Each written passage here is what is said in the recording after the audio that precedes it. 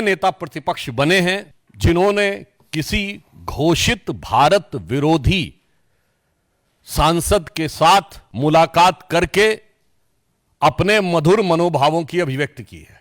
अमेरिकी सांसद Ilhan Omar जो भारत विरोधी वक्तव्यों और स्टैंड के लिए विख्यात कुख्यात हैं, पाकिस्तान गवर्नमेंट के द्वारा ले जाए गए उन चुनिंदा अमेरिकी सांसदों में से एक थी जिन्हें पाक अधिकृत कश्मीर में ले जाकर पाकिस्तान की गवर्नमेंट की तरफ से विजिट कराया गया। राहुल गांधी जी भारत के इतिहास के पहले नेता प्रतिपक्ष बन चुके हैं जिनका नाम एक समय पर पाकिस्तान ने संयुक्त राष्ट्र संघ में भारत विरोधी अपने वक्तव्य में प्रयोग किया था।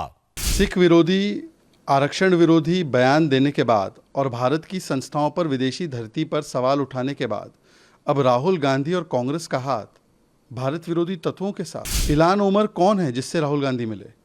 इसने भारत के खिलाफ यूएस कांग्रेस में रेजोल्यूशन लाने का काम किया, भारत की सॉवरेनिटी को वायलेट करते हुए पीओके विजिट किया और वो भी पाकिस्तान स्पॉन्सर्ड ट्रिप पर। इमरान खान से मिलकर भारत में इस्लामोफोबिया के ऊपर चर्चा की।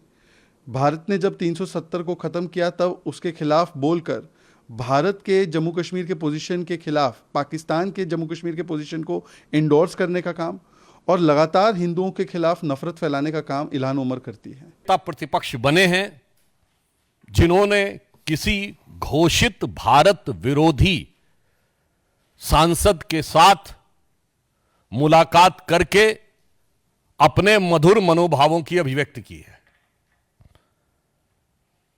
अमेरिकी सांसद इल्हान उमर जो भारत विरोधी वक्तव्यों और स्टैंड के लिए विख्यात कुख्यात हैं, जिनके की विषय में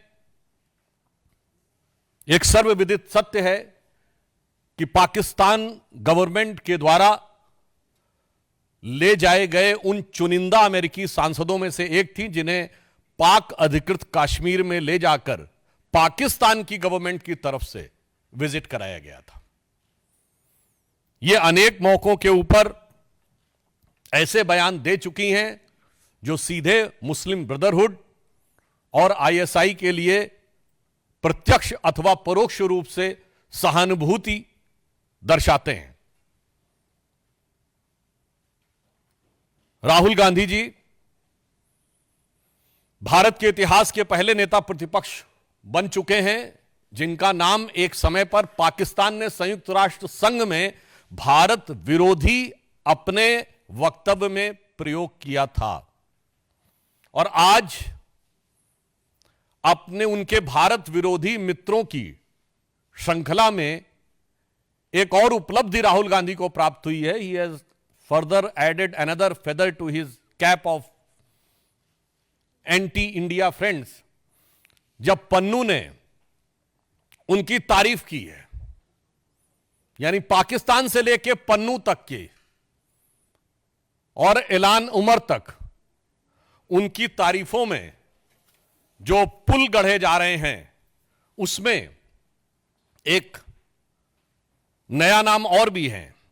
ये जनाब हैं मुशफिकुल फजल। ये वो पत्रकार हैं, आप सबको ध्यान हो, जिन्होंने व्हाइट हाउस की प्रेस कॉन्फ्रेंस में और यूएन स्पोक्स पर्सन से अरविंद केजरीवाल के बारे में, अरेस्ट के बारे में सवाल पूछा था। ये है वो महोदय। अब आइए साहब, और ये महोदय जो हैं, देखिए कितने मधुर भाव से सेल्फी ले रहे हैं राहुल गांधी जी के साथ। और राहुल गांधी जी और उनके चच्चा जो बता चुके थे कि वेस्ट वाले अरब से आए हैं और नॉर्थ वाले यूरोप से आए हैं, ईस्ट वाले चाइना से आए हैं, दक्षिण भारत वाले अफ्रीका से आए हैं। ये चतुर्दिक प्रतिभा के धनी जो इनके सैम हैं, उनके साथ ये बैठे हुए हैं। अब ये इल्हान उमर के साथ मुस्कुराहट बिखेरती हुई और हर भारतवासी को दिल को चीरती हुई यह तस्वीर है। इस विजिट में उन्होंने कुछ ऐसे शब्दों का प्रयोग किया है जिस पे मैं पूरे देश का ध्यान आकर्षित करना चाहूंगा। ये वर्ड्स उनकी डिफरेंट डिफरेंट स्पीचेस में आए हैं। I don't want to live in India, I doesn't value skilled people, I doesn't have the freedom of faith, Indians in India there are hateful peoples, Indians doesn't allow the different languages, Indian identity is not acceptable, Indian society is casteist, Indians social media influencers are for UC only, और separatist और जो कश्मीर में terror के perpetrator थे उनका समर्थन है। अब यहां पर मैं एक बात थोड़े दुख के साथ कहना चाहूंगा। मित्रों, आज 11 सितंबर है। 11 सितंबर का दिन दो चीजों के कारण विश्व और भारत के इतिहास में अविस्मरणीय है। एक बहुत दुखद याद जुड़ी हुई है 11 सितंबर से 9/11, और इस समय संयोग से राहुल गांधी अमेरिका की धरती पे हैं। मैं पूरे भारतवासियों को याद दिलाना चाहता हूं कि 9/11 के जो प्राइम एक्यूज थे खालिद शेख मोहम्मद और मोहम्मद अट्टा, कोई पॉलिटिकल पार्टी दिखाइएगा जिसने उनके पक्ष में सहानुभूति का बयान जारी किया हो। कोई टीवी चैनल दिखाइएगा जिसने 9/11 के बाद इन लोगों के पक्ष में सहानुभूति दिखाई हो।